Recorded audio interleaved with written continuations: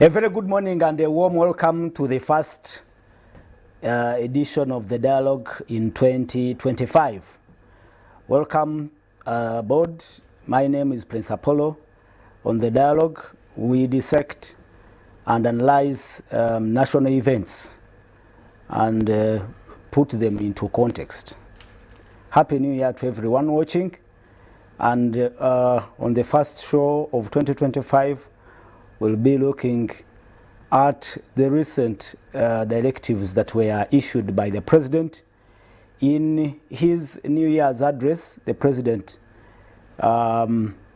issued directives banning issuance of police bond and court bail. This is not the first time His Excellency is pronouncing himself on such matters, but we will be deeply contextualizing these directives and possibly doing a thorough analysis on what the effect could be to the legal legal landscape in this country. But also we'll be looking at the year of 2025, a busy year in politics, and possibly what we should expect in this year. My name once again is Prince Apollo. Condolences to our friends who and the families who lost their loved ones, especially the family of Residel Kasasira, a senior journalist with the Daily Monitor. He died in a road crash along Masaka Kampala Highway. We send our deepest condolences to the family, but also to all those families that lost their ones in the festive season. On the show this morning, Richard Baguma Tinkasimira, communication expert, but also a strong advocate for healthy living. He's in the studio. Welcome to 2025, Richard. The Almighty is the one we thank. Again, His grace has enabled us to cross into this one. Like I told you, when I used to stay out of here, I would celebrate New Year and Christmas twice, because different calendars, different calendars tell us the New Year starts a different time. But since we are in this one, I would like to congratulate those who have also made it. Let's thank God and let's see what happens. For me, the death of Residel Kasasira is a personal tragedy. Yeah, because we have known each other from Kashari. So I know him, and we have been working together. This was what was even the painful irony. We have just been working together on a media initiative for road safety. Because now I'm part of the leadership of the Road Safety Coalition in Uganda, and so he's one of the journalists who came, and there are certain things that need to be investigated. There is certain looting, especially within the third party and transport related insurance. So we're digging deep into that. So it's very unfortunate. May his soul rest in peace. May his soul rest in peace. And Dr. Jared Wetawanza. Yeah, according to Richard, there are several calendars, but according to the one we have just we are using, it's a Happy New Year, and I would like to wish our viewers a Happy New Year. Good morning. We appreciate being with us. Of course, I also send sincere condolences to the family of Kasasira. I knew him when I was still active in politics. He was a political reporter for the Monitor newspaper, and we had that close interaction until at some point I think he moved out to support defense, communication, and also a stringer for Associated Press. Yeah, so we'll miss him. Has been also covering, I think, conflict areas, and I remember in 2019 when we traveled together to Mogadishu, and it is that personal attachment between me and him, that really makes it very, very different. Thank you so much, our viewers, and in this new year, we can only pledge that we will continue to bring to you balanced discussions and informed opinions on the dialogue. I am privileged to have Honorable Patrick Oshabe-Nsamba, Member of Parliament for Kasambia County, Kasanda County North. Yes. Welcome to the dialogue. Thank you very much, Apollo. Good morning. Happy New Year to you. Happy New Year. Happy New Year to my colleagues here. Happy New Year. And Happy New Year to all the viewers. Good morning. Good morning. Quickly, Honorable, just a comment. We've been talking about a tragic accident that claimed senior journalist along Masaka, Kampala Highway, and I don't know how you legislators have pushed this issue to ensure that there is safety on our roads. Just a comment as we move on. You know, may the soul of that journalist rest in peace. That's all I can say for now. But year in, year out, when you look at the death, if you did a census of the causes of death in the country, accidents come number one, major cause of death in this country. Unfortunately, even when we came up with the Road Safety Act as parliamentarians, it was a private member's bill, trying to see how efforts can be made.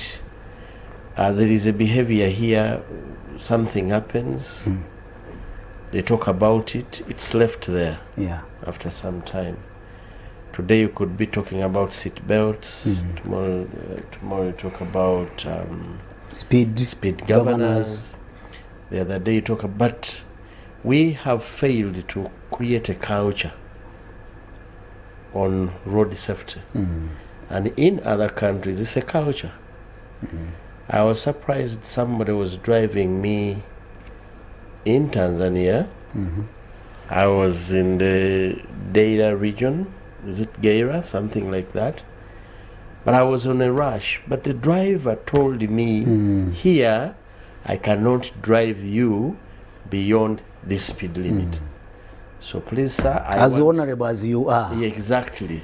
The driver insisted. Rush, but the driver, a taxi driver, a common person, told me where we are, I cannot go beyond 30 kilometers per hour.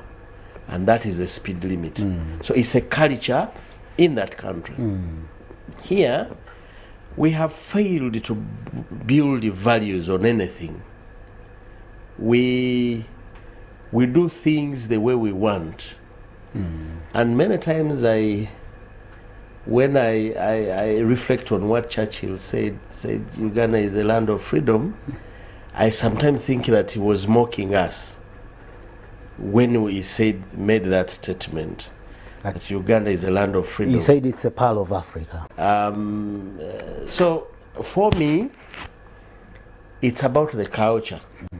The culture begins with us, the behaviors of the people on the road.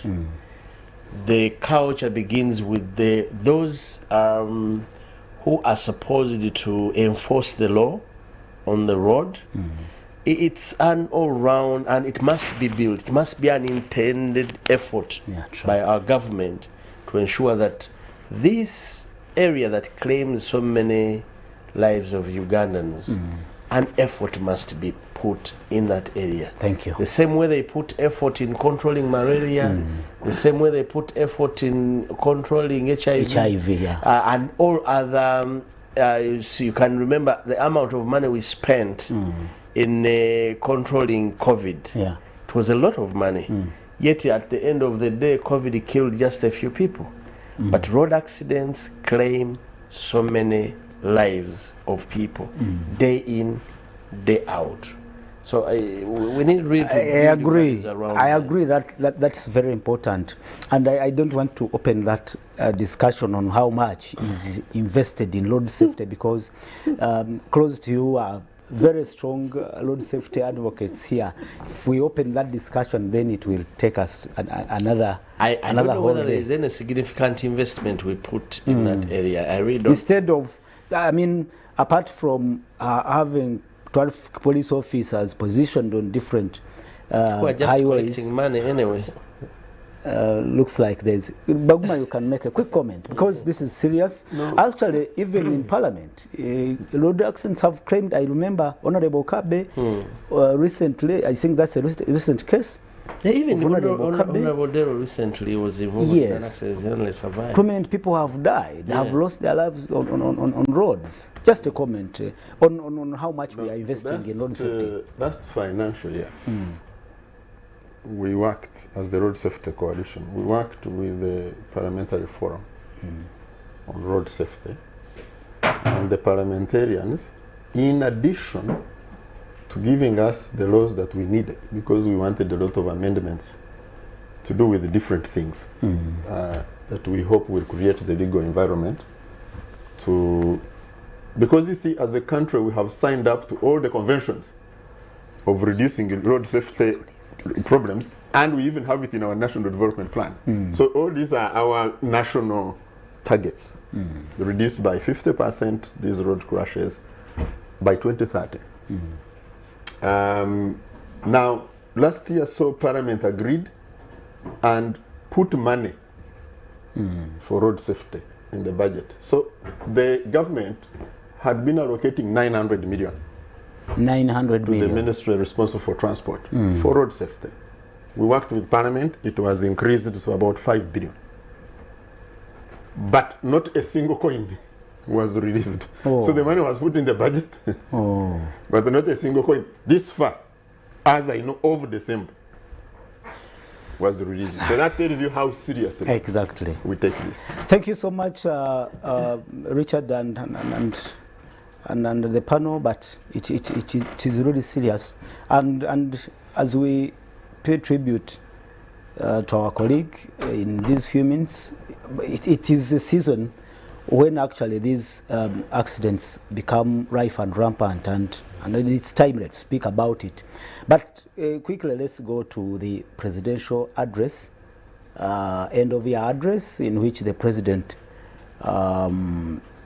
issued directives banning issuance of police bond by police officers, and from the address I read, the president says there is rampant stealing of cattle, goats, etc., and the soft handling by the police and the courts of such criminals through giving them police bonds and court bails is unacceptable. And he says he has already raised the issue of bails with the Lord, his lordship, the Chief Justice, and he has banned the issue of police bonds. Any personnel that will give a police bond to a village thief, when the case is ready for trial, will be held accountable. President Museveni said the releasing of suspects on police bond will exacerbate crime and insecurity. And there are few issues possibly we can point or highlight before we kick off the discussion. Looks like the directive threatens the presumptive of innocence until proven guilty, which is enshrined in the laws of Uganda. That is one. Number two, the president seems to be strongly convinced that the current judicial system is not doing enough to handle criminality.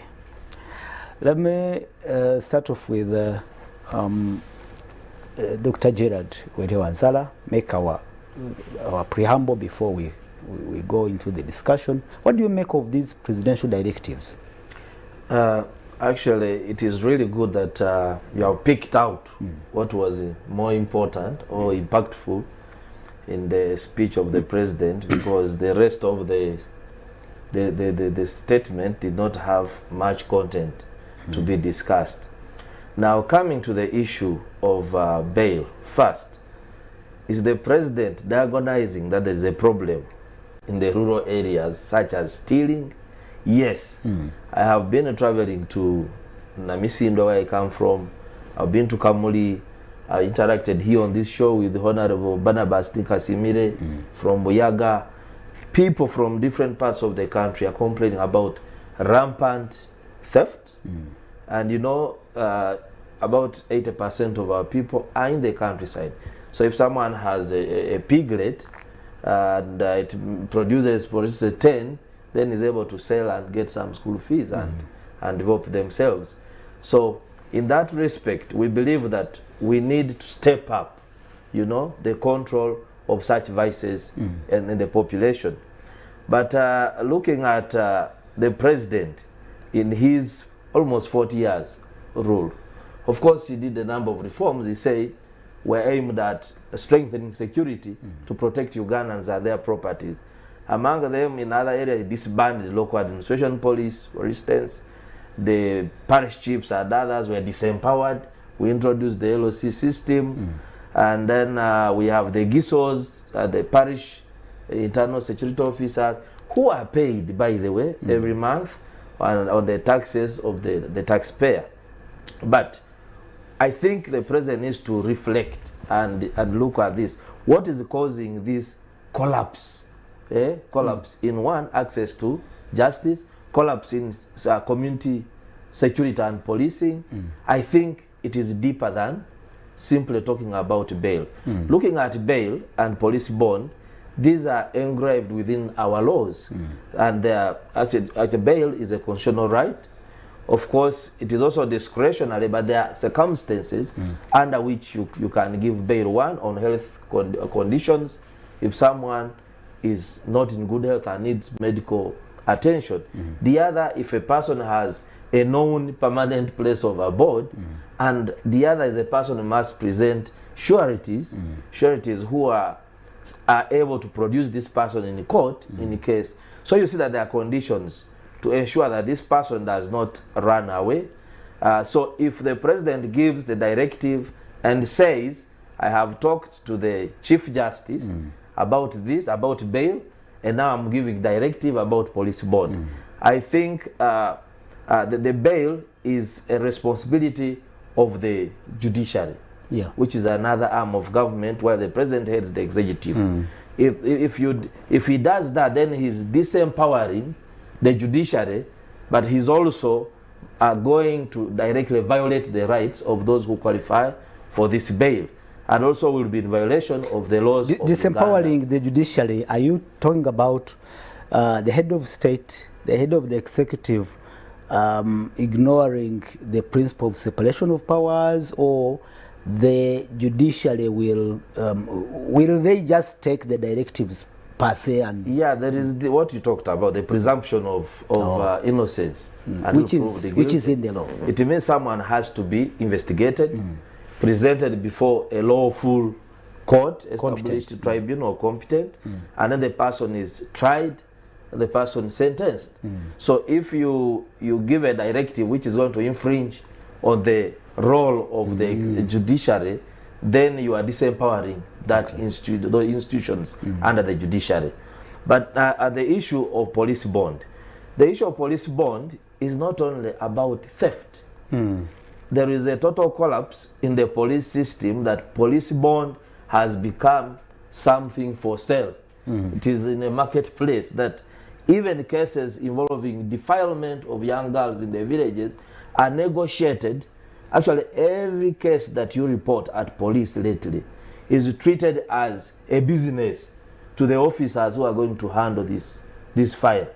And if they are given police bond, sometimes they know that if they send the file to the DPP for sanctioning, probably the DPP is the one who may eat. That's how they call it. And if it goes, then they will follow the DPP and then bribe from that side, so the file is not sanctioned. So at the end of the day, the corruption is systemic. And being systemic is now where you see, you report someone, a thief is caught, and before you get home, the thief has arrived before you reach there to take something from you. But the solution is not in what the president is proposing. The solution is in the president ensuring that the police the institutions that enforce the law are disciplined. Okay. I don't know how he's going to do it because I'm not a police officer, but I believe that the discipline in the police needs to be enforced. Thank you so much, Dr. Gerard. And Richard, Dr. Gerard talks about the collapse of institutions, and he also raises the issue of corruption as at the core of the problem.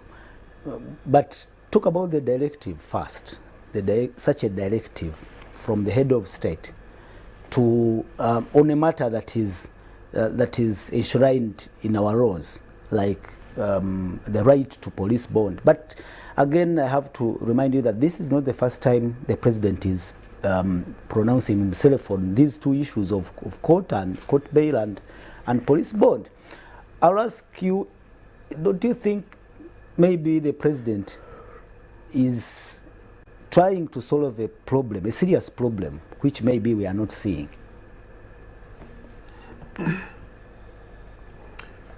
The Dr. Werike concluded with wondering how President Museveni is going to discipline the police. In my view, the NRA is a much more lethal, the UPDF is a much more lethal force. How come he's able to discipline it? Oh, yeah. Yeah, so where does the ability to discipline the UPDF end when it is unable to discipline the UPF? Yeah, but we know, Richard, that the army is is directly under the control of the president. And the police is not. But the police, wait a minute, what I'm saying, the police is under the Ministry of Internal Affairs. And the army is under the Ministry of Defense. If we are talking about structures, I think talking about structures is diverting ourselves, Okay. very diversionary. So I was just adding to the conversation that the president is able to discipline the very lethal UPDF, way more lethal than the police. So you're saying it is possible? Bigger in numbers. He can possibly discipline the police? Absolutely. Okay. Yeah. So that's one. The second thing is, if I understood, like you said, this is not new. But this time, it is coming from the campaigning tours, which are called PDM something. Yeah.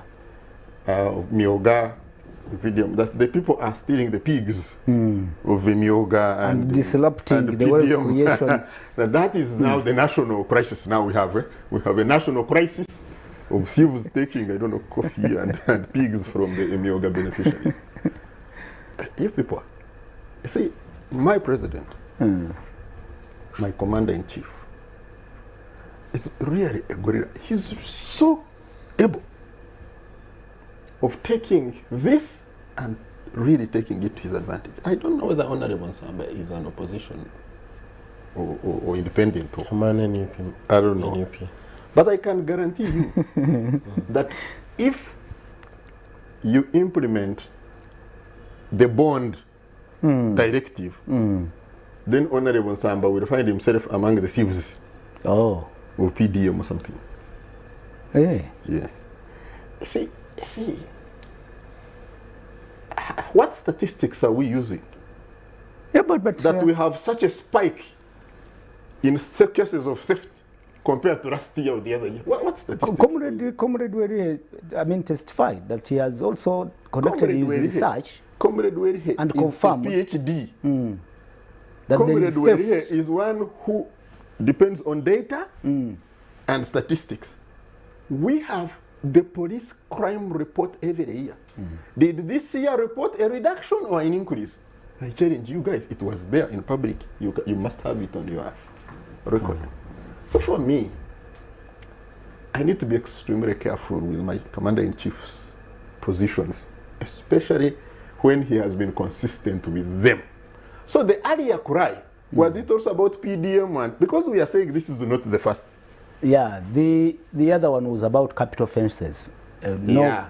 And now it has gone to petty offences.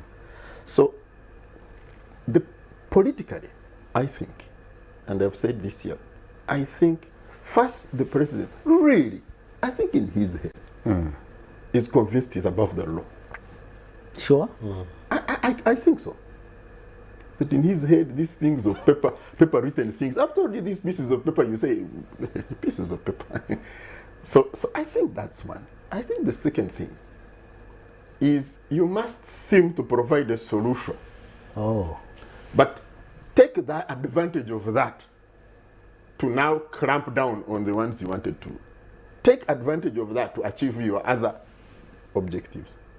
So you are going to find a lot of PDM and Myoga thieves in, for example, LCs, which are in what do you call opposition-dominated areas. You are going to have more bail and bond denials. If the directives were to be implemented. You will have more bond denials there. Because you see, these LCs are participating in this thing. So creating. So you see, I have you see the deficit, Apollo, the deficit of trust that I have keep saying here. There is a huge deficit of trust. Why should that trust be extended now? Okay. When we are going to politics and we see how politicians who may not be compliant to His Excellency's desires are treated. Thank you, Richard. Viewers, you can be part of this discussion. Send in your comments and observations. My producer will run the number on the screen. Send in messages by WhatsApp. Send in messages by SMS, short messaging system, and we'll be reading those comments later in the program. Tell us what you think about these directives after the president made it clear that this time he's banning issuance of police bonds by police bonds to suspects. Honorable Nsamba, the colleagues here have raised, have given debate several dimensions. One is saying this may be this may be disguise in one or another, but while another one confirms that indeed there is theft. Possibly the president is trying to solve a serious problem, Honorable Nsamba. For the purpose of the viewers, I live in Kasanda, in a village called Mairikiti. Mairikiti. So I want to begin by saying it is true. Hey. There is a lot of theft. The old people cannot keep their goats. The cows are stolen. I am a coffee farmer, but our coffee is picked green by young people in our villages. So in terms of diagonizing the problem, the president was right. Wow. And it's a very common problem in almost every village in Uganda. Maybe before I say Uganda, in my constituency. We try as much as possible as leaders, but we often fail. So the president was right on the diagnosis of the problem, and I think he was spot on. But I totally disagree with the cause of the problem and the solution he provides. The prescription. And really for me it is when I heard the head of state responding to that bigger problem that way, I just knew we have a bigger problem. Oh. Because how before a head of state comes to do an end of year address, he must come to provide solutions and good solutions. But the solution he gave it is a clear manifestation that he was not serious about solving the problem. One of the key critical problems we have, our nation has a very big chunk of young people that drop out of school before they complete P7. And they constitute about 80% of the young people that are growing. When we make investments as a country, we only invest for those that are going to school. Really? Yes.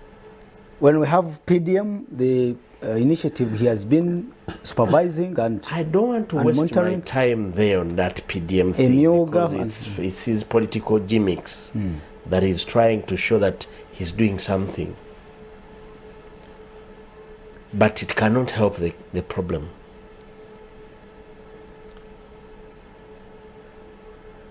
So I don't want to go into PDM. Probably we can have a discussion another day. I can tell you the stories about what is going on in our villages. So it shows you a president who is disconnected from the problems, because if he heard about it, he diagnosed the problem. He could send teams to say this is a problem in the country. By the time he gives an address, he must have. So I was telling you, you are aware that transition to secondary school. No, people who we recruit about 8.7 million people. If you see the children that about 8.7 million recruit to go to primary. By the time those people complete P7, we have about 750 or 800 Ugandans sitting for PLE. The question is, where has the 7.8 million people gone? Which kind of investment is the country doing to ensure that they are that chunk of So Uganda? you mean to say those end up in these activities of theft and Exactly. They have no land because their land has been grabbed east, west, and north. They have no source of livelihood. Now you have a very big problem to the country. Now when you just invoke your RDCs without invoking the solution, because the bigger solution is the state. Actually, he proposed invoking the LDUs. LDUs, they will do nothing. The solution is saying, yes, we have a very big chunk of Ugandans who are doing nothing. How do we get them to work? How do we get them into working? Now, in his wisdom, when the National Planning Authority said, because the National Planning Authority came out with a PDM, they said we should move from planning at the sub-county level. We start planning at the parish level. And the interest of the National Planning Authority was put the health care management at parish level, put the financial access to financial resources at parish level, put everything at parish level, so that you're able to manage 10,000 parishes in a country effectively. Good idea. It was a very good idea, very brilliant idea.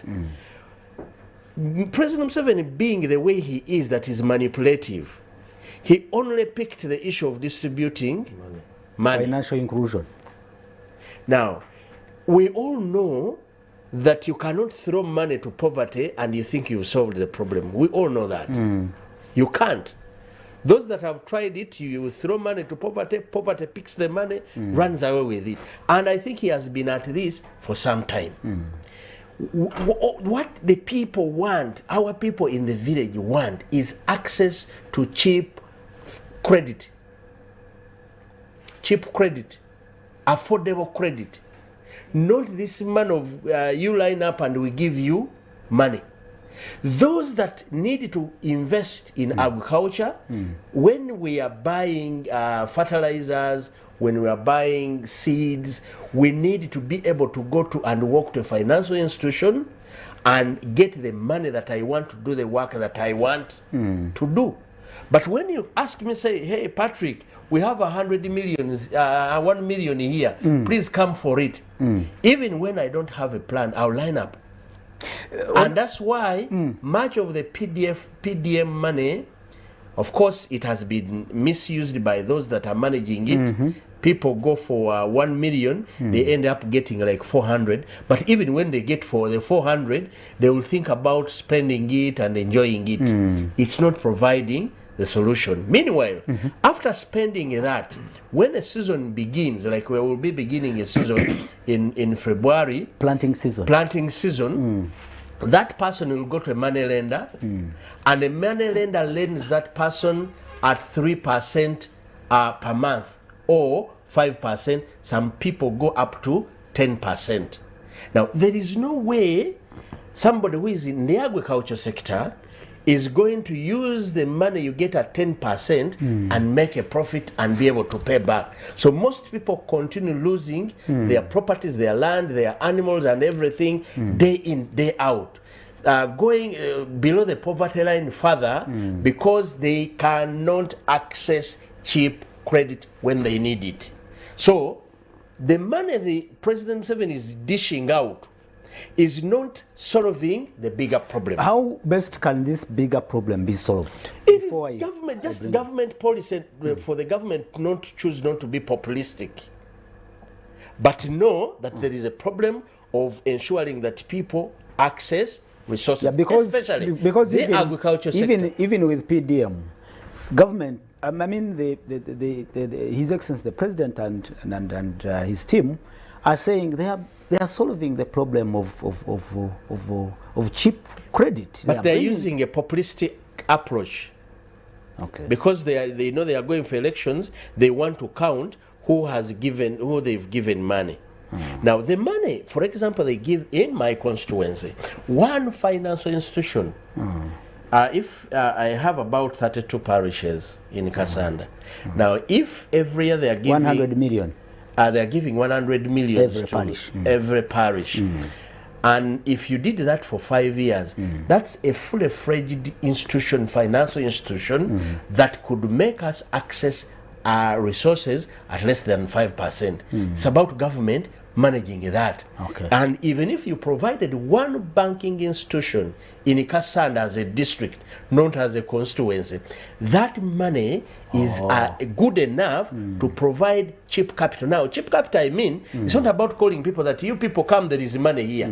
It is only those that want to invest that will go and access that money. Good. That's why these Indians are growing their businesses day in, day out, because they have access to cheap money, credit, that they are able to make a profit out of it, and they return the money. Now, secondly, over time, we've been with President Museveni for, we will say 40 years. Let's count, we can say 38 or 40 years. Same story. As president. A president that has been here for some time, he has taught us nothing about how this country must be managed, when he's around and when he's gone. What do you mean? He has, his regime has been a regime of fixing their own problems. Oh. It has not been a regime of fixing a nation, of fixing, because leadership must provide a way of life. Oh yeah. That we do not do things this way.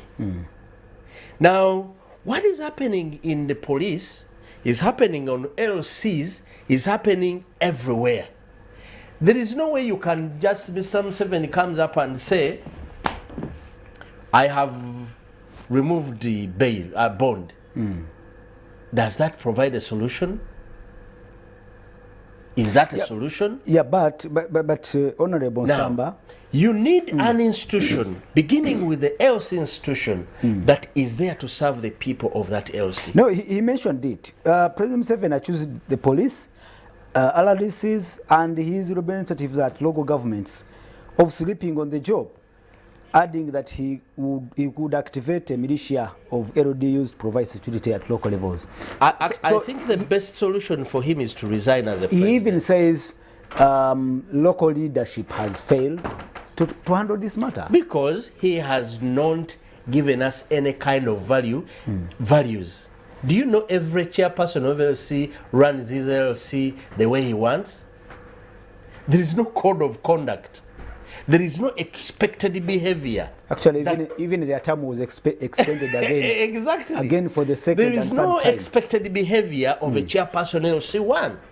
There is no clear code of conduct that, you know, the behavior, the people expect a chairperson to behave this way.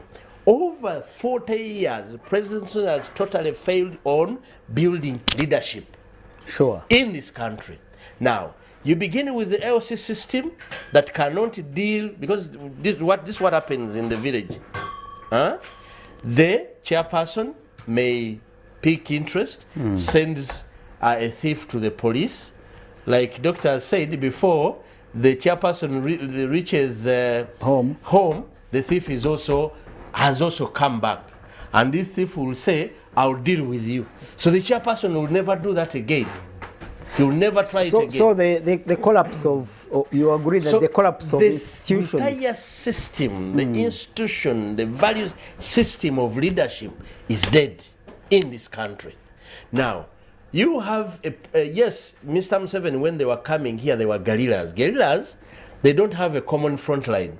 They never fight on a front line. They pick on where they choose to. They go, they ambush someone.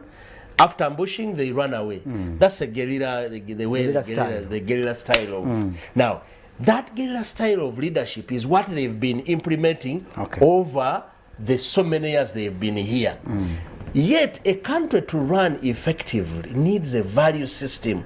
And I keep saying this, until we have a value system of expected behavior of chairperson 0C1, of expected behaviors of the police officers we have, expected leaders of the political leaders we have, expected behaviors of everyone in the chain from LC1 to the rest, we are going to continue having these problems. We are going to continue, you know, I think Uganda, I don't know whether there is another country, I think maybe South Africa. There are few countries where you find people building walls around themselves, around their homes. Very few countries. But because of the system here, that everyone must survive by themselves, that's why people are building, even those ones in Kampala, they build walls around themselves. They put, they try to put cameras, electric fences, trying to protect themselves. Do you know what that means? The state cannot protect me. Yet, it is the state that must build a value system of protection.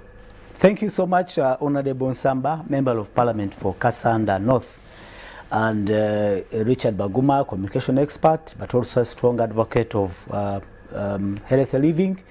Dr. Werihe Wanzala, a public policy researcher, but also an associate lecturer at Uganda Management Institute. Thank you so much for watching. It's time now to look at the feedback, your comments and observations, but you can keep them coming in. Send your SMS or WhatsApp on 0701 609906. We are still looking at the presidential directives on bail and police bond that is given to suspects. Well, good morning, Mr. Polo and the panel. Happy New Year to you. Happy New Year. Mr. Apple, I want to agree with the president about the issue of denying people bond. I have been in the village. I held a meeting with the people in my village, and among the issues they raised was thieves, whom they take to police, and police granting them police bond. For example, someone was caught with someone's cow and taken to police with that cow. Does that one also need investigation? But the next morning, this person was released on bond, and theft is continuing in the area, and he asks what should be done. Abel Kera Kampumuza, thank you so much, and welcome to 2025. Good morning, Mr. Apollo, just sending my happy New Year greetings. Thank you. He says to you, me, and all Ugandans, to some of us who have been inflicted by thieves, bond should be denied to those people. It's painful to farmers who are struggling on a daily basis to certify their families, though the way it's brought in is wrong, according to the law. Maybe if Parliament passes it as a law, President should also consult before saying some things. James is in Mbale. Thank you so much, James, and that is your comment and observation. Before you continue, let me hear from you. You respond quickly. He says, and actually these two viewers affirm that theft is a serious problem. But they say possibly the president is addressing it the way he's addressing it is questionable. But he proposes that maybe Parliament should amend the Constitution and for me, and we completely get away with police bond. The problem is in this country is not that we are lacking laws. We have the laws, and the laws are very good and very clear. The problem comes when we are implementing these laws. Like now, they raise the issue of someone being caught with a cow and taken to police with that cow. Now what do you investigate? The police have to make a file, process a file with that evidence. By the scene of crime, police officer has to compile the evidence and submit the file to the resident. This is Anthony, and then they peruse, and that one should not even spend a day taken back, and the person taken to court, convicted, but not to say that it should apply to everyone, including those who are suspected. There's cases where, for instance, it takes maybe 5 days to take a dog.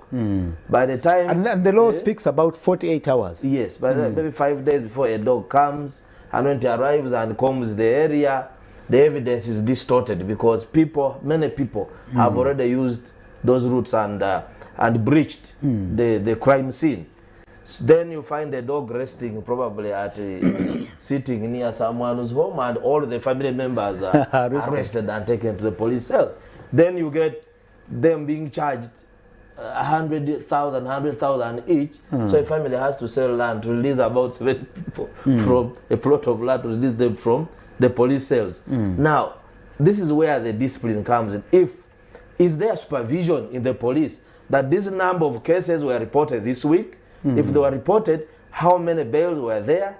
Who else is reviewing these files within the police structure to ensure that the police, the officers in charge on the ground are really dispatching their So indeed duties. the police is not doing its work. That's why There is a serious weakness. Today I want to talk about the police. We have all taken cases here. Richard had a case of people who were stealing his trees. Yes, and he knows No, they are still stealing. It's just that for me.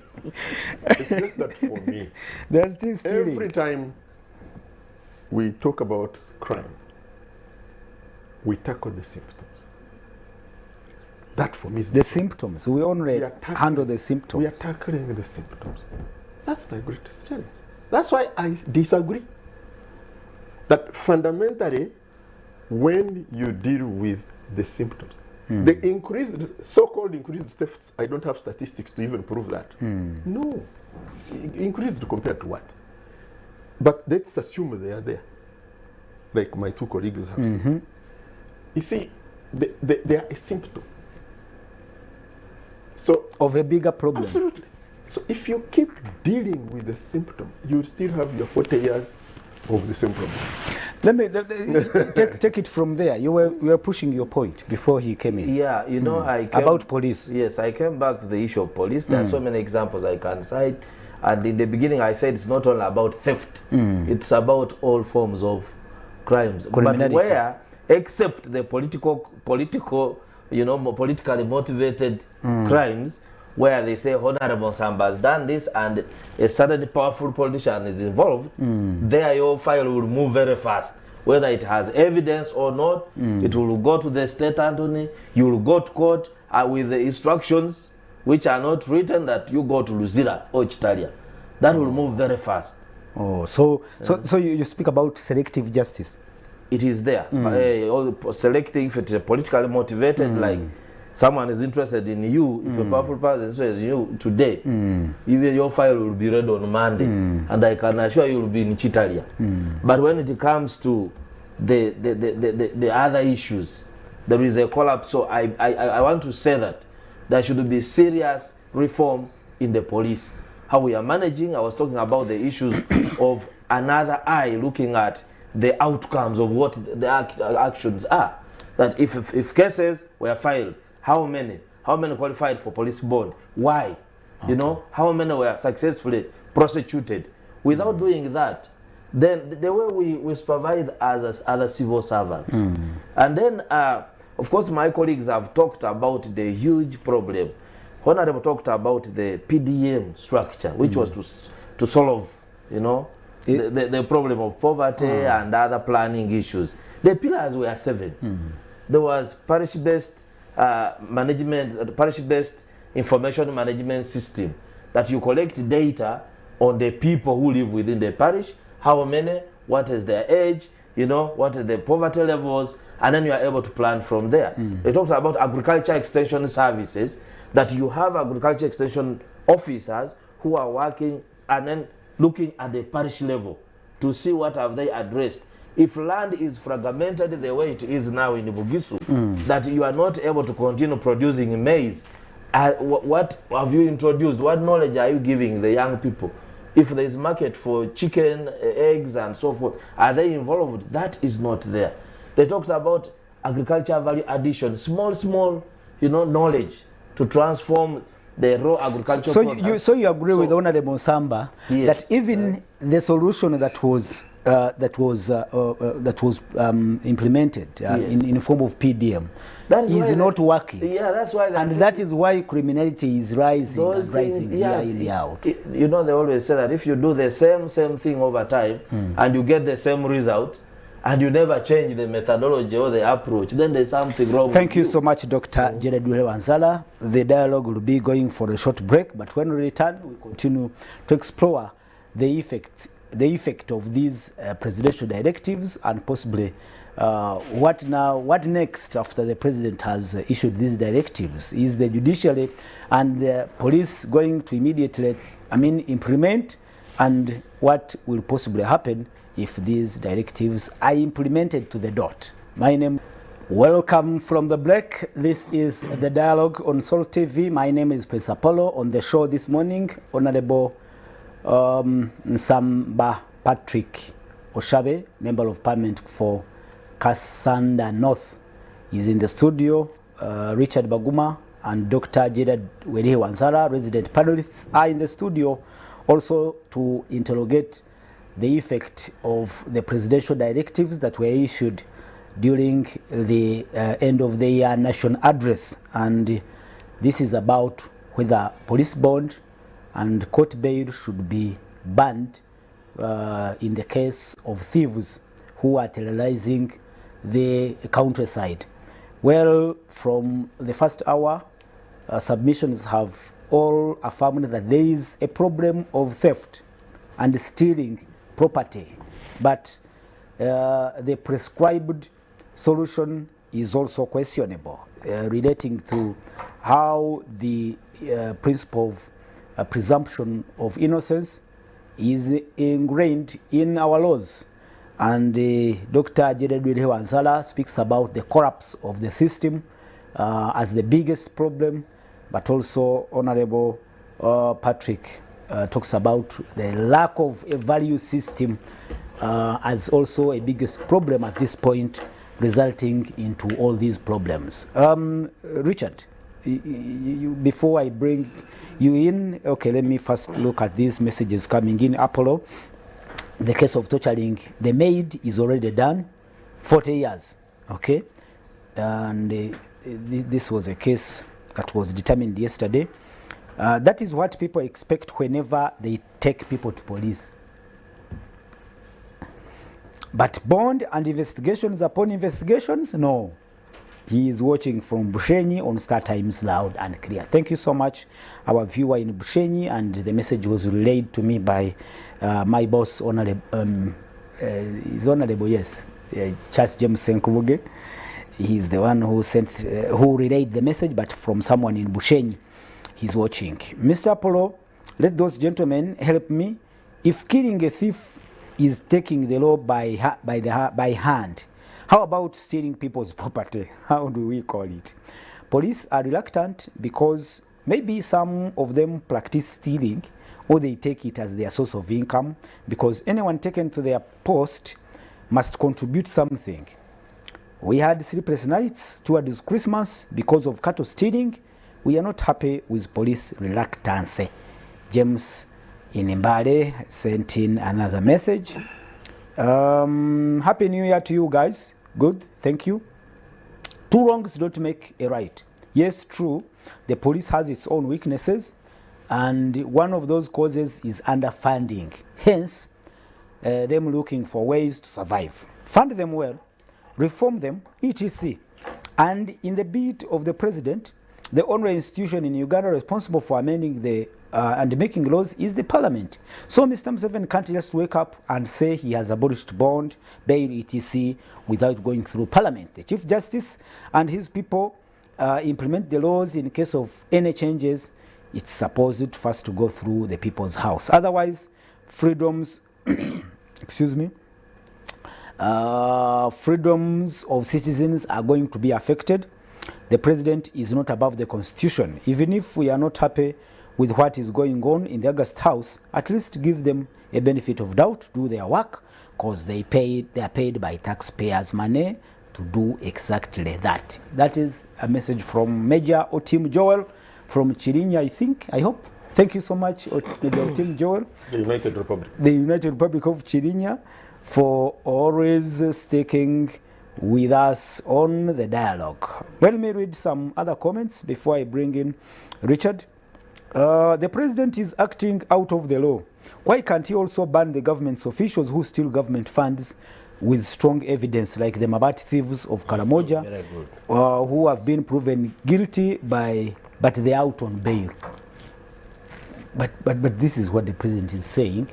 He is actually saying that they shouldn't be out. Anyway, Honorable Samba, you will respond to that. The viewer says Mabat thieves who support him are out. So I think that's the point you try to make. Oh, okay. I think we didn't get the name of that viewer who is watching. Opposition are like that.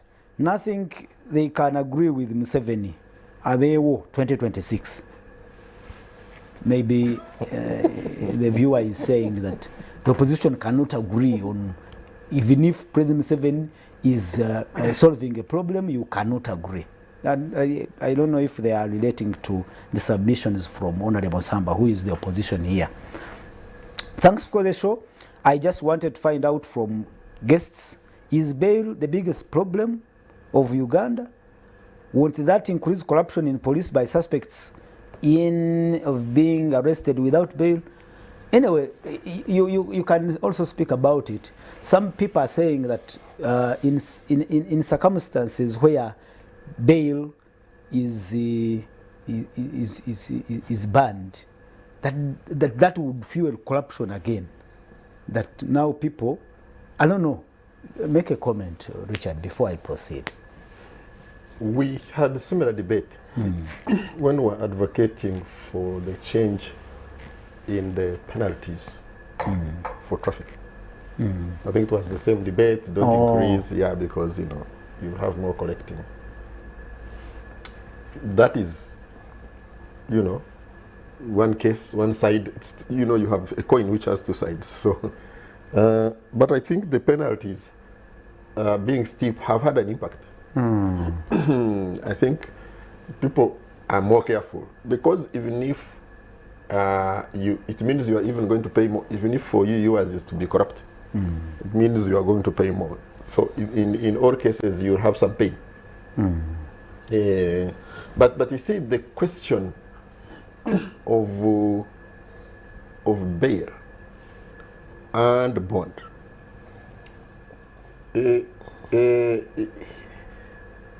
You see, first is where has this come from?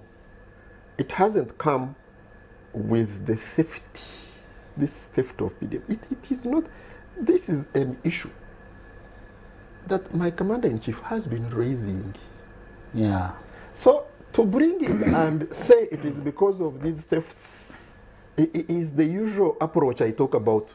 The guerrilla approach. Yes, because you see, when Or you the want NRI approach. when you have a main plank to attack, and the main plank is on the old Kampala, you go and create a roadblock of a very few people in Natete.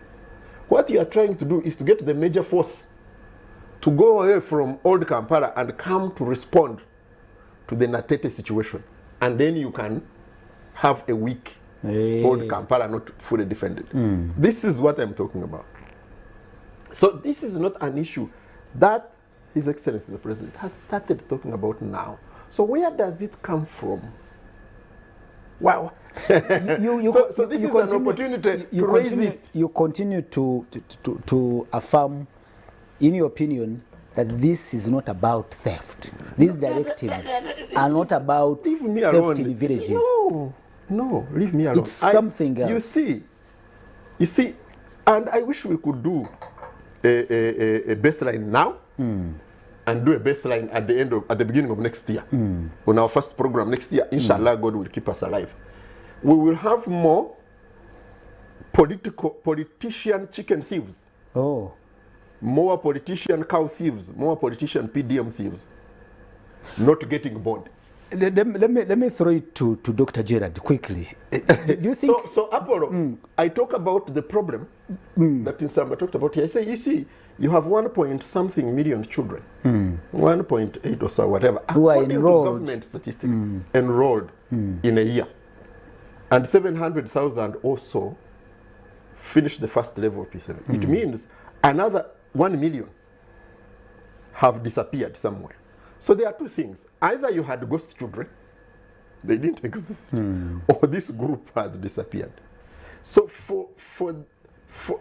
yes, of course, we shall argue, like we have argued with some generals, that there is an increase in things to steal. There is an increased production of coffee, increased pigs, and increased what? Yes. But there are many things to steal. You have a huge multiplication of potential thieves.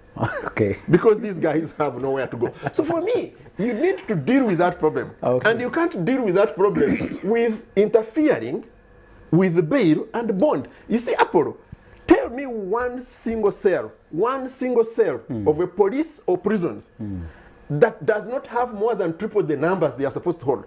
Many people are already. So if you say you can't give bond and bond, where are you the going to put prisons these are people? already congested. I mean, we are really massaging this issue. Okay, let me throw it back to, before I go to Honorable Samba, quickly from you, Dr. Gerard. He insists that this is not about theft. Possibly, it's a disguise to target political opponents.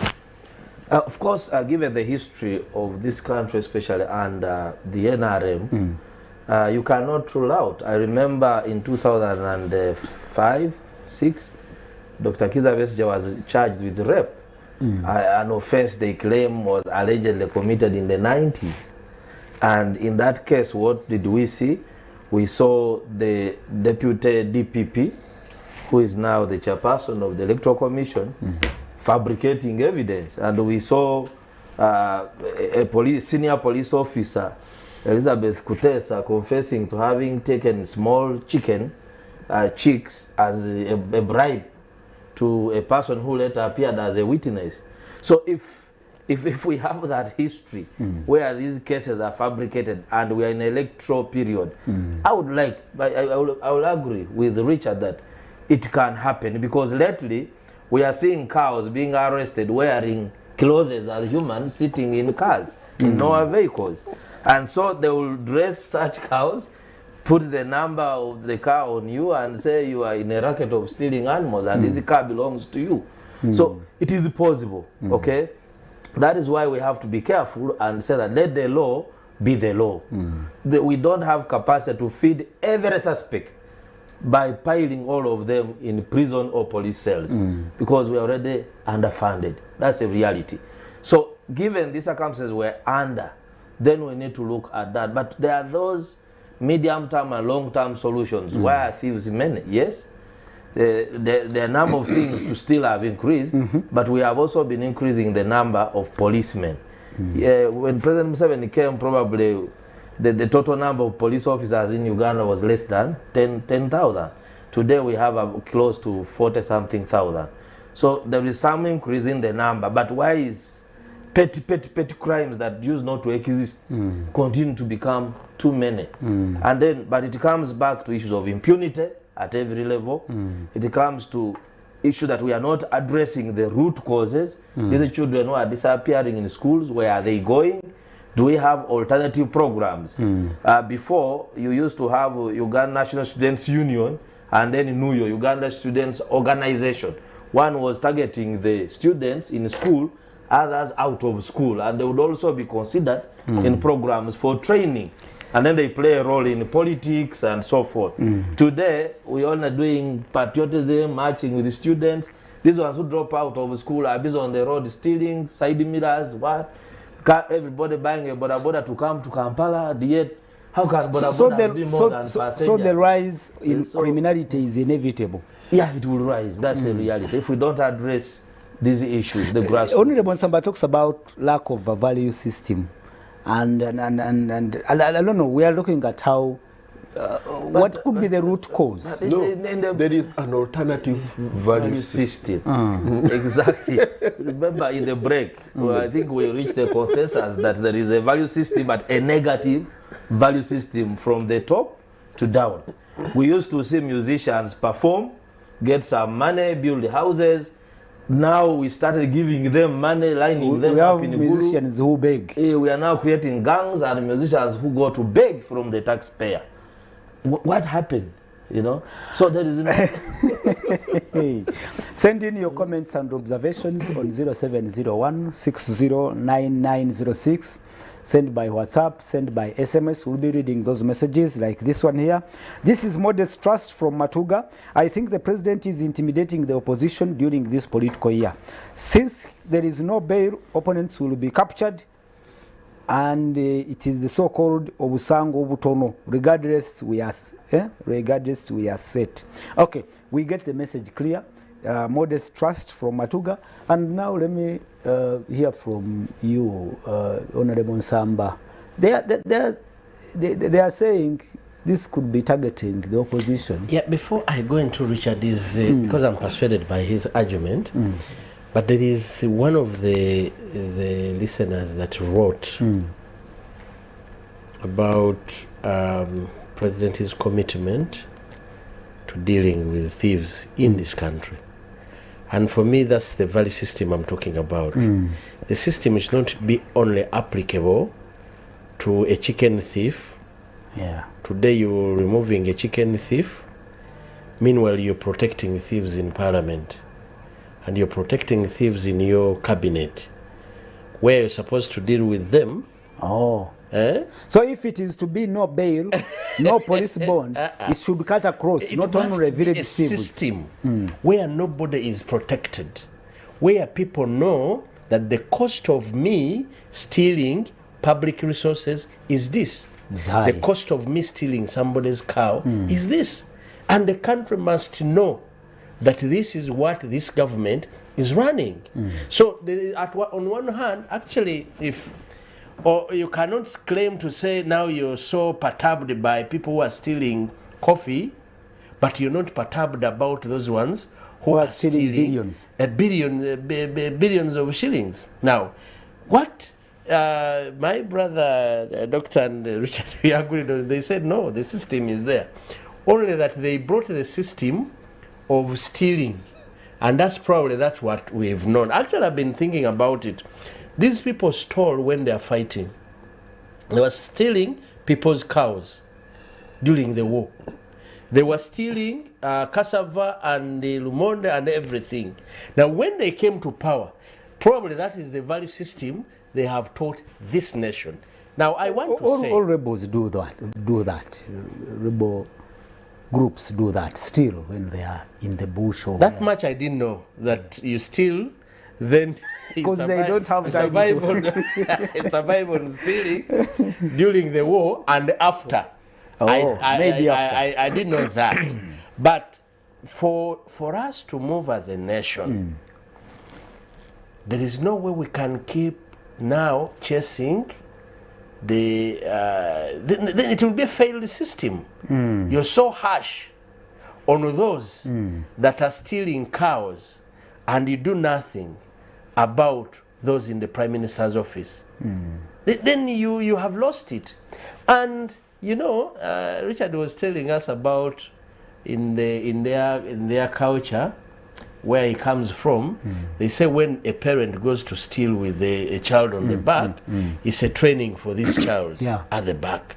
Now, you have a police station that day in, day out, who are they're supposed to investigate the politicians and the government officials, and they are told leave those ones.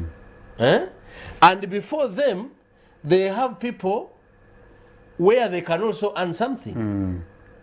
So I really don't think that one viewer also talked about underfunding of the police. I really don't think it is true that President Museveni does not know what goes on at police stations. You remember the issue of fuel that was raised a few weeks ago or months? I really want to think President Museveni knows they what don't even goes have on. fuel. Because at our police station, what goes on are transactions. Sure. Day in, day out. Transactions between the criminals and our police institutions and the courts of law. That's what goes on. That is done more often than investigating crimes. By the way, in this our country, there is no investigations. You cannot successfully investigate and prosecute someone. No, because what goes on are transactions. There is no helping people, and I'm very sure President Museveni knows this. Now, if he wants to be serious about it, he must change the entire system. It's not just to deal with, because why I'm persuaded with Richard's argument, over time President Museveni creates perceptions and tries and does everything to ensure that people perceive what he perceives. When you saw his speech, he creates a scenario, and it was about emphasizing his perceptions. For example, I saw him trying to buttress the issue of UCDA. He said it was a bogus institution. It was a useless institution.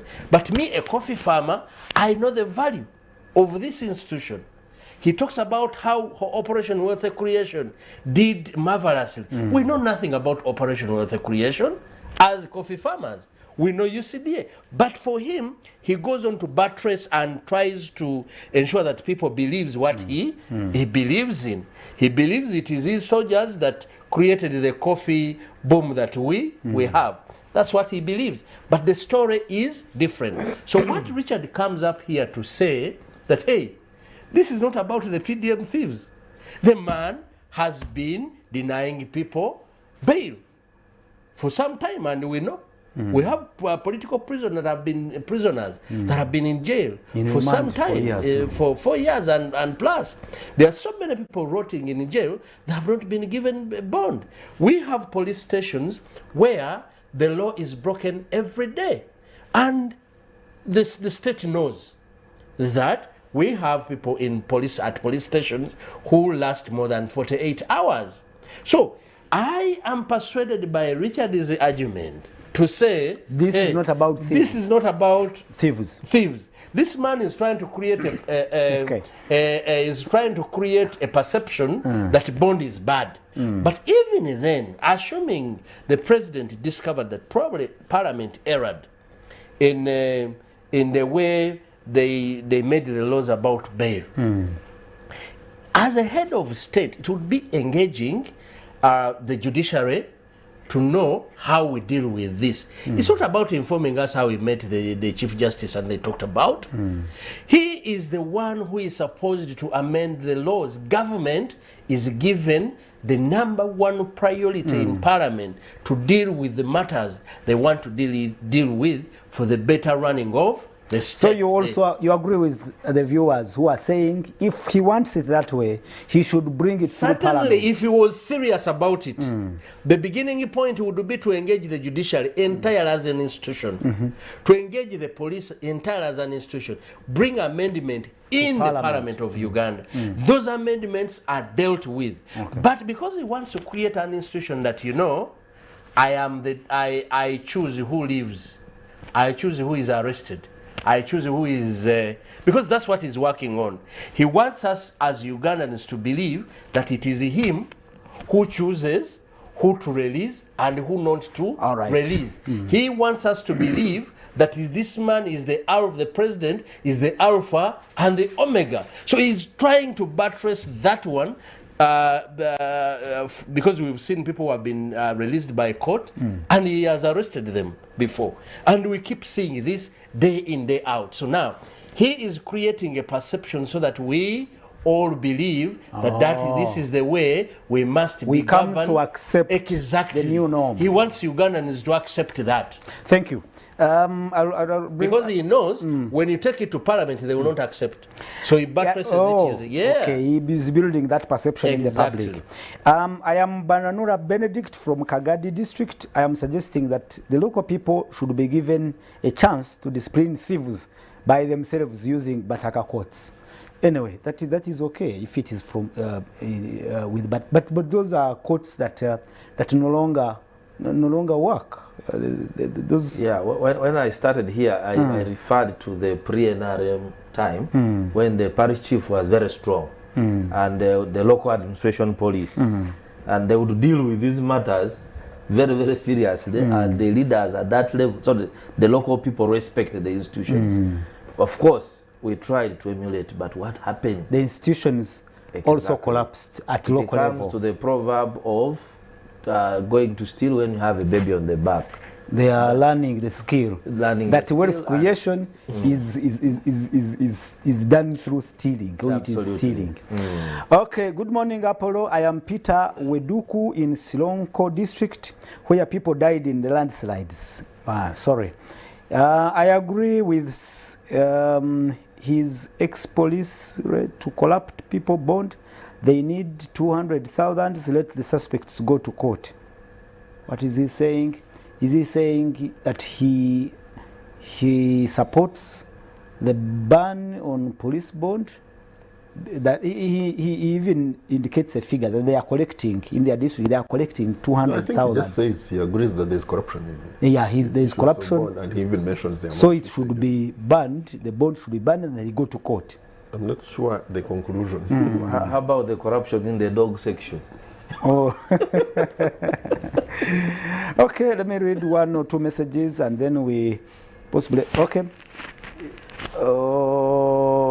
President Kaguta Museveni's order will cause overcrowding in police cells and prisons. Uganda has the third highest overcrowding in prison in the world, and theft cases contribute to 30%. And he indicates the figure of the total criminal cases registered annually. If the court declines to give bail to the accused, the number of prison inmates will increase from around 76,000 to 200,000 and more. The Uganda prisons inmate capacity is just to 20,000. On the police side, they have no space to detain suspects, let alone feeding them. Stella Nambuya is watching the dialogue. Thank you so much. They have this issue has, I think, has been at the center of this debate. That when we ban court bond and the detention centers will be too much overcrowded and possibly it will not work. That's what I said. If he was serious about it, you engage the stakeholders. Yes. And if you engage the stakeholders, they have even the solutions on how to deal with that effectively. Okay. But this thing of coming, and this is why I'm saying is not about it. Like Richard said, that's not about the issue. Because if it was that, he would have dealt with that. And I like the caller. Is it a person? These petty thieves can be dealt with at local level. Local level. And that is the purpose of the local leadership. Okay. But what is available today, they don't allow the LC chairperson to prosecute anyone. And they don't allow. But that was the purpose of the LC Council, that the LC Council Handle would sit, those local issues. yes, and deal with that village thief. They would now, if the president came up with such solutions, probably they would be even more sustainable than what he's talking about. True. Honorable Nsamba, what goes on at police stations is not criminal investigations, but criminal transactions. When my 2.5 million was stolen by my employee, I did my personal follow-up and went to check with the Airtel, or then used the private investigator to recover the money. And when I recovered it, I had to pay 200K to prevent my money staying at police as criminal exhibit. It's interesting. We didn't get the name, but let me check the status. He's Jean Nobat Scan. Thank you so much for the message. And these are testimonies, Yeah. that give you a picture of what actually is happening on the ground. Okay, that there are only transactions that are happening at police posts across. Okay, somebody here says, Honorable Nsamba mutumidde nnyo namwena abali mu studio Kajambo ono Lasta K headboy ndi Lwangiri. I don't know. Lwangiri is a village in my constituency. Oh. Thank you so much, Lasta K, and the viewers. And we can conclude on this. I'll be reading the messages later. Let me hear from you, Dr. Gerard. Now that the president has issued these directives, what is likely to happen? I think for me, I will conclude by saying let the president go and engage stakeholders for this. And then the other, which may not even need engagement, is action on how do we have a better police which can serve the people to prevent the police from being a transactional place for business. And then lastly, we need to look at the root causes, because if we are looking for solutions, they must be sustainable, not for only today, tomorrow, but because a government, a state is not going away. We have to, to have sustainable solutions. And we are crossing over into the next topic, but it is more related, I mean, somehow related to what we were talking about. As going forward, as we are now in a very busy election year, because nominations for local governments, I think, will be starting in July, just a few months away. What do you read through these circumstances, like these, I don't want to call them arbitrary directives from the president, to which Richard now is saying they are not about addressing the issues, they may be politically engineered. What do you read in this year? What is likely to happen? What I believe is that the president senses that he's ruling a very young population. And since 2001, he has consistently addressed this country as Vazukuru, referring because, and his statistics recently show that actually he's ruling a very young population. According to BIOS, 50.6% are children below the age of 17. Now, if you add other youth, and actually, the population below 30 years is 85%. Exactly. So he's running a very young country. And this young country seems to be having a lot of challenges, relating to employment, disease, alcoholism, and drugs. There are a lot of challenges that they are facing. We're having a very young population moving out of the country, and many of them coming without finding jobs where they have gone. They get stranded. You saw in the UAE being given asylum up to 31st, men are rounded again. The last time we rescued thousands. When they come here, they have a problem because they cannot even fit in society. They have nothing to do. So this is going to translate into the politics. A real threat of loss of power, which the president is always scared of. So I'm going to see very serious political contestation. Some of them will be very unfair. Like candidates who may want to present themselves for president, to consult like the law allows them to move around a year before elections, they will not be allowed. So, and then we're going to see again the orders overlapping the laws, where individual actions, you know, the words that came like gambanogu, you know, words like above, there's an order from above and things like that. I think we are going to see them happen, but also the so-called financial inclusion, which is political bribery anyway, is going to continue. Because if you see the president moving around saying he's inspecting PDM, actually the farms he's inspecting are not PDM. They have ministers. I saw Minister Biabakama, Vice President in the farm. Yeah, but he also visited so local farmers. Yeah, but most of those he's visiting are actually big farmers who are benefiting from his government.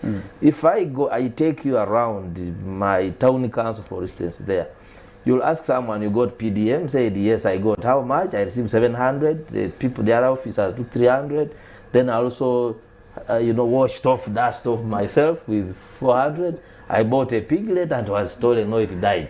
That person will not return that money even after 10 years. So that is going to, but the money, the channeling the money is going to continue. More musician groups are emerging. And the gangs association, then their budgets going to musicians, run instead of singing and growing their career, they're going to run to guru. And these are the events that in reality we are going to face. Thank you so much, Dr. Gerard. Richard, what can we expect in this year, which we believe will be a very busy year in politics, and reading from the circumstances and the submissions we've made in the first segment, is the president shifting towards a more authoritarian approach? What do you read? Because it is a political season, and if we are talking about no bail, no bond, then what can we expect in this year? I think the president's position is unlawful. So if you have an unlawful position by the president as a directive, then you are going to see increased lawlessness being committed by law enforcement institutions. I don't know if you understand that one. That you have increased lawlessness perpetuated by law enforcement institutions. I don't know if people realize how serious that is. The second thing is that the saying, this, if you steal with your child on the back, you have trained. So this training will continue. I do not see anything that will keep, and therefore the Bazukuru have been oriented in wealth creation. And they know how to even improve and perfect it more. I will insist that if we could do a baseline, you will have more political players among the chicken and cattle thieves and PDM people who don't qualify therefore for bail and for bond. They will increase, especially in the regions where opposition has more activity. And the most important issue, as always, is 2026, the continuity of the regime. That's the most important problem. So all these things will be subjugated and subservient to that calculation. Could this be one of them, this move? I have already alluded to that, in my view, this is one way of ensuring that, you see, I keep telling you about echihuzo. That you have to keep the chihuzo not far away from the people's faces. The club. Yes, the club. One of my staff told me that they entered his house quietly and he was still on phone, but it was the lights were off, but the light on his phone was on. So what the guy did, came with a panga and showed it to him, and then took away the phone. And he didn't dare make noise. So we will have these things happening, Apollo, and we will come here and talk about them.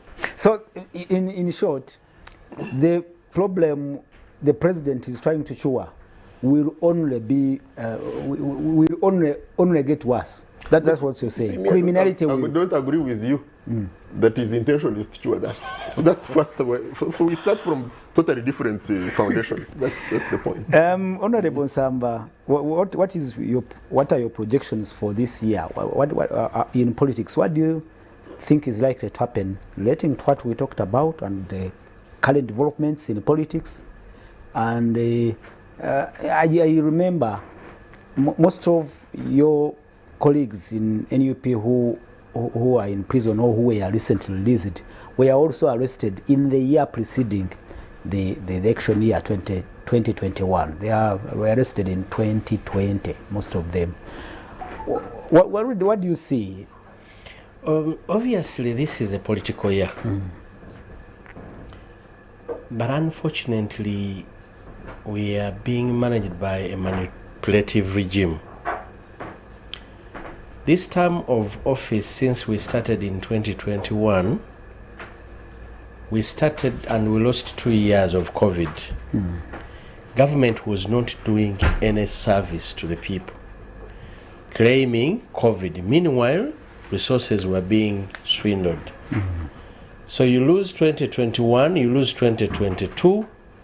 Now the recovery would have been there between 2024, 23 and 2024.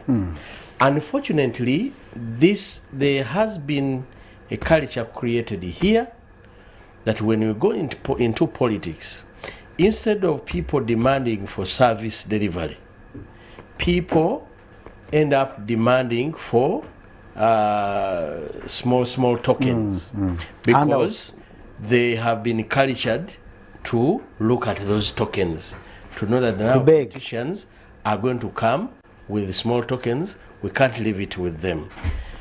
So I'm seeing 2025 as another year that is going to be lost, and no services are going to be given to the people in terms of road construction, in terms of hospital management, in terms of all those services that they pay their taxes for. I am seeing our regime trying to use money and force much more than creating a system that can run this country, and we get to know that this is how elections are managed. In 2020, good, you talked about the people that went to prison. It was 2020. I can compare it with 2025 because it was the political year. We were voting in 2021, but the politics was more in 2020. Yes, true. What we witnessed was, it was like we were in a war zone. It was like the country had been released for war.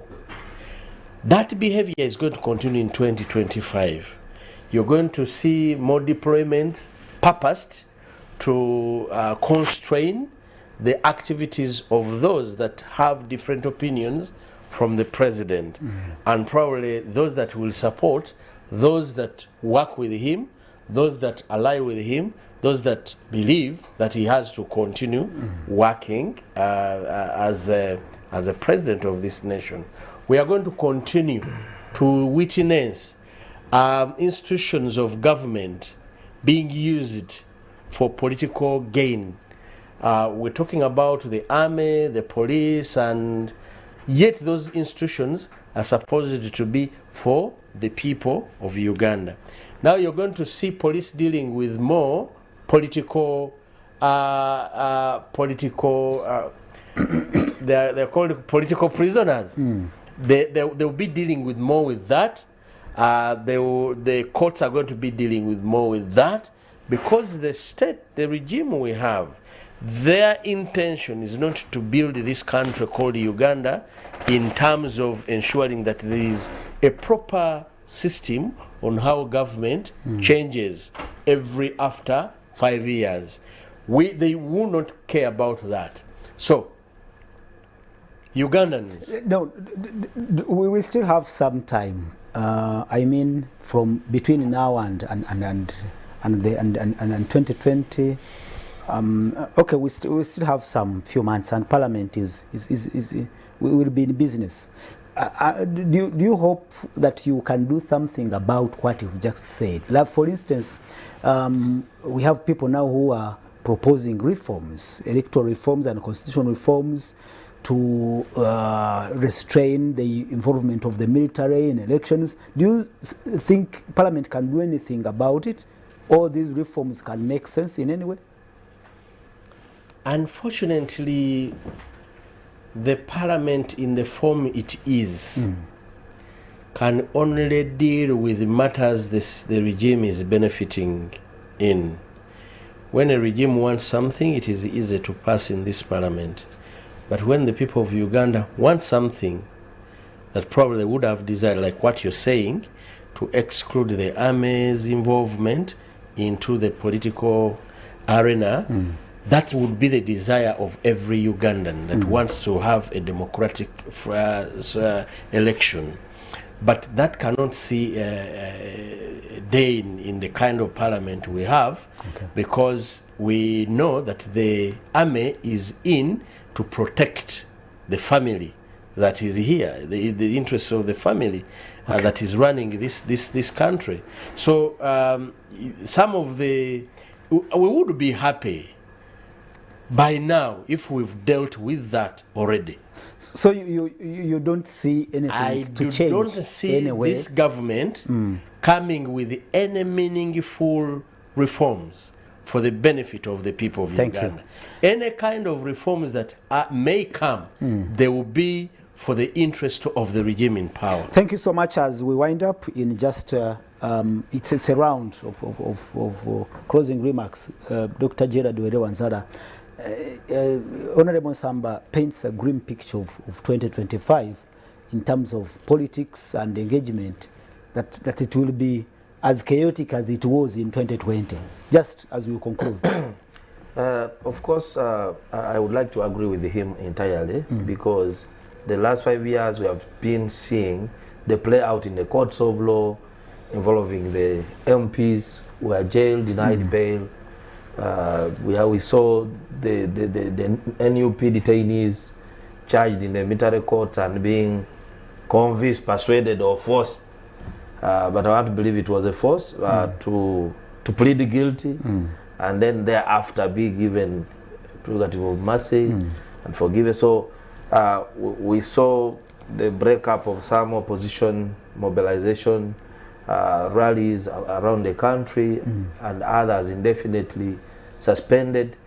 And I've not seen attempts to reform, say, the Electoral Commission in its current form, appointed by one of the perennial candidates, and where the members are basically known NRM. Can Parliament do anything about it? We have seen the way we recruit the district returning officers who man elections. Giso, I think, checking your political affiliation, your family before you are appointed. We are seeing the cry for reforms not effected. We have so many reports of every election. After the election, we have a committee of parliament investigating, chaos in the election since 2001. These reports are there. We have not seen serious actions, and therefore I want to believe that the government in power wants the status quo to remain. And then it's a method of keeping. So we expect more of the same? Absolutely. Richard, should we expect more of what we saw in 2020, or possibly we may see change? I think one of the interesting things that gives you a pointer is the current accommodation of Dr. Chiza Besigye. In Ruzira. So and in court martial and all of this, it gives you a glimpse.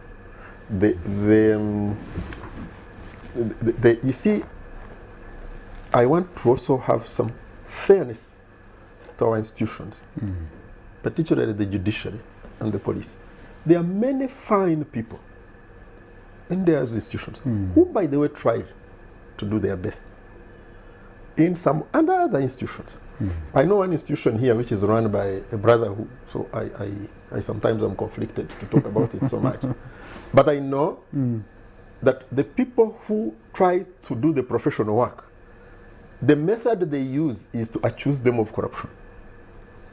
You see, a case of this Lieutenant Aliho, is it something related to that? Absolutely. Who committed suicide? Yeah. Just get an engineer lieutenant who goes to the pitch and shoots himself. Dead. And leaves all this information. You see, a lieutenant who is an engineer is not a kwara officer. So Apollo, these signs and symptoms only grow. They are clear to us. Of course, like I say, we censure ourselves. We fear to speak. The censuring will continue and become worse. The weight of the chuzo will come down. Will certainly increase a little bit more. I don't know if Nsamba knows a chuzo. Nsamba knows a chuzo. Club. It will increase and we'll be seeing it. And you see, Apollo, it is very difficult with the current dynamic of the population. Thank you. To see how you cannot be stopped. We are running out of time. Yes. One New Year's message to the viewers as we close. For me, I always tell the viewers that every time we give up and concede space, we are going towards the precipice. Dr. Jared Wele, I will close with the Honorable Nsamba New Year's message to the viewers. Yeah, we need to be involved. Let's not, pull back because of the context within which we are operating. At a local level, if you're a voter, please get registered and exercise your, your constitutional right. For the leaders, do your role. But even us also have the opportunity to speak about these things. We shall continue talking about them. Thank you so much, Honorable Nsamba. In just 1 minute, a message to our viewers. I just want to plead to all Ugandans. This country is going to be here, and it is ours. This is the time when you're going to see many politicians and regime advocates buying you more than ever before. But remember, whenever you exchange services with the little monies, you're killing this country.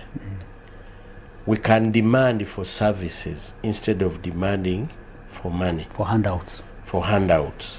What government must give us is services. Thank you. And once we reach at that level that we pin government on services, government will, instead the money they are planning to dish out, they will use it to fix your roads, they will use it to fix your hospitals, they will use it to fix those things that are dear to you.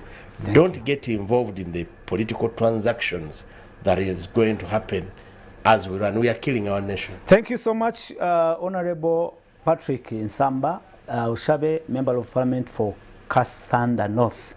Thank you so much, Richard Baguma. Thank you so much, Dr. Wede Wanzara. Thank you so much, our viewers. He says, hello, Bwana Pana the panel. Thanks for the great show. I think in 2025, we should expect more violence, corruption, dysfunctional institutions of government, shifting of political space, and general lack of rule of law, which will culminate into chaotic general elections in 2026. Cleophas Masaba Rwaboba in Imbale, and gentleman from Bulenga, I've seen your message, but time is running out.